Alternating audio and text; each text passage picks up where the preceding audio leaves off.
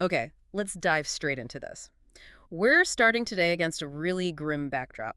Picture this.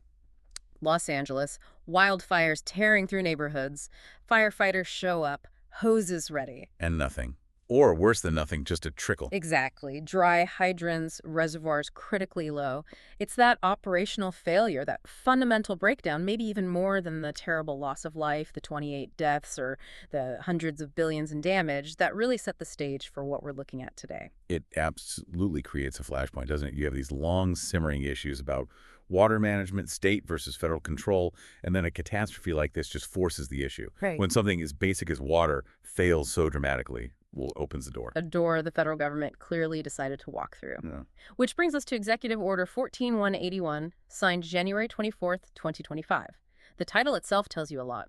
Emergency measures to provide water resources in California and improve disaster response in certain areas. Yeah. So our mission today is pretty clear.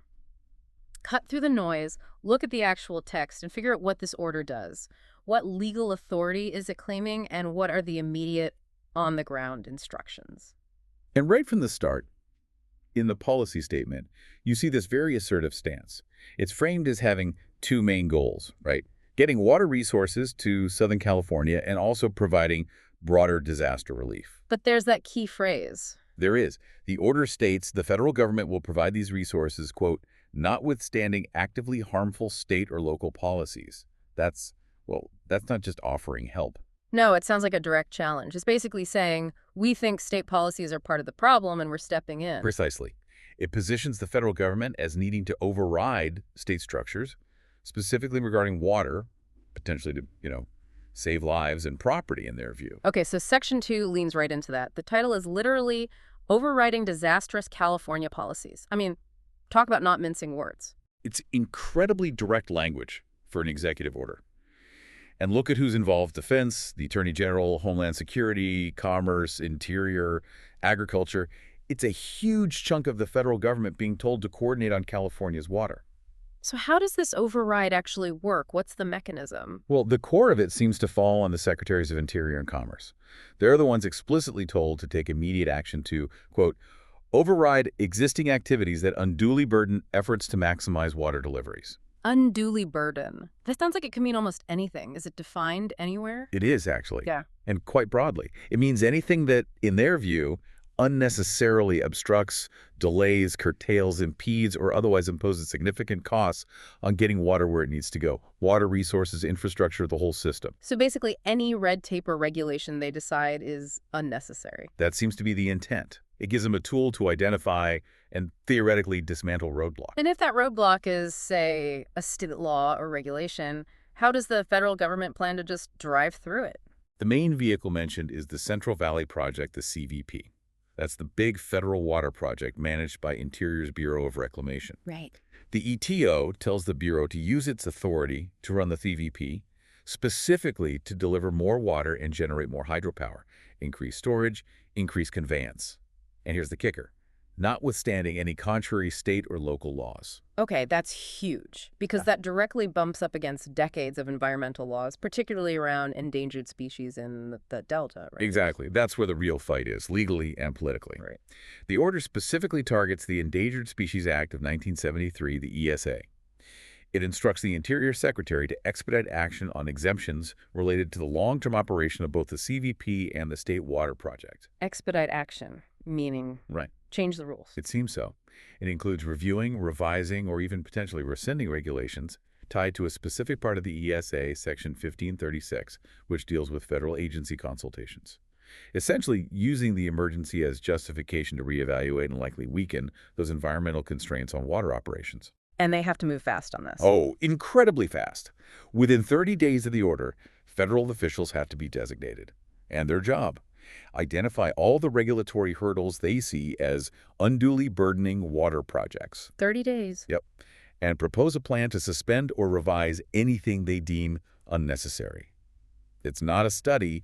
It's presented as an immediate administrative overhaul. Okay, so we've seen the direct regulatory intervention. Now, Section 3 brings in the money angle, title, Ending the Subsidization of California's Mismanagement. Again, very pointed language. It really is. This section shifts focus to using financial pressure alongside the regulatory changes. It's about accountability. It's framed by the EO. How does it work? Who's doing the checking? The Office of Management and Budget, OMB, is tasked with a massive review. They need to look at all federal programs related to California land management, water supply, and disaster preparedness. Looking for what, exactly? Looking for evidence of, well, what the order calls mismanagement. They specifically want the Secretaries of Interior, Agriculture, and Commerce to report back to the President within 30 days. Another 30-day deadline. Yes. And they need to identify any California state or local policies that they believe are inconsistent with sound disaster prevention and response. So they're building a formal case, documenting perceived failures at the state level. That seems to be the idea. Create an official record that justifies the next step, which involves funding. Right. So what can OMB actually do based on that report? Cut funding.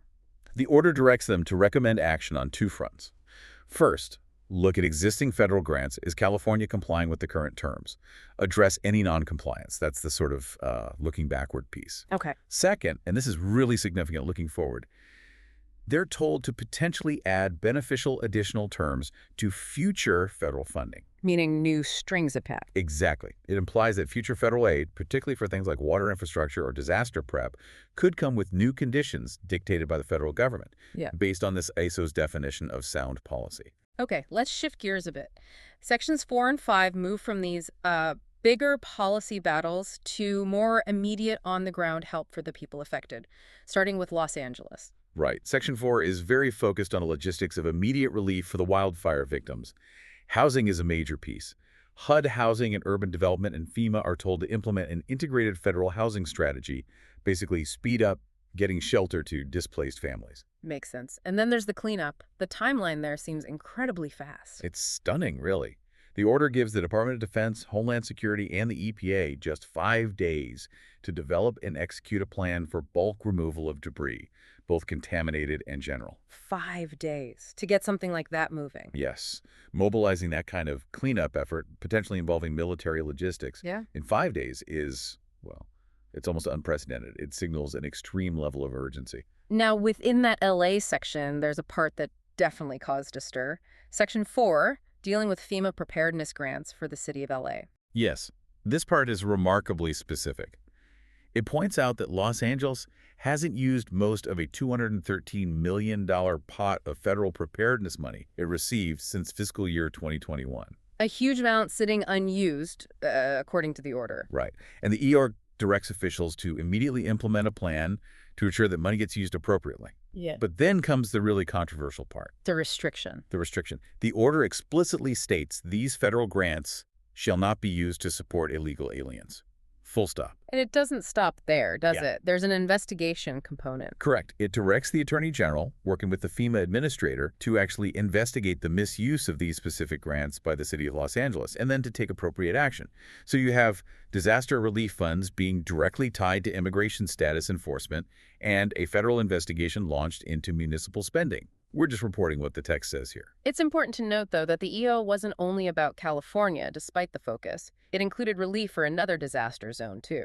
That's right, absolutely. Section 5 addresses the aftermath of Hurricane Helene in North Carolina. It mandates similar efforts to accelerate recovery there. Like what, specifically? Speeding up road clearance and rebuilding is a big one. It even specifically mentions reopening a closed section of Interstate 40. And help for private property owners, too, I saw. Yes, which is often a sticking point after disasters.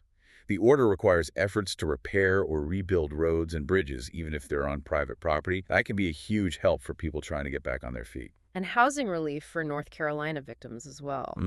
Same model as in LA, that integrated federal housing strategy is mandated for those displaced by Helene, too.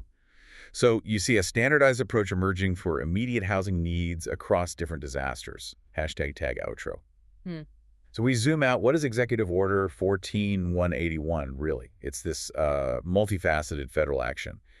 On one hand, it's claiming emergency powers to basically bypass state water regulations using the CVP, demanding changes to the ESA. A major regulatory intervention. Exactly.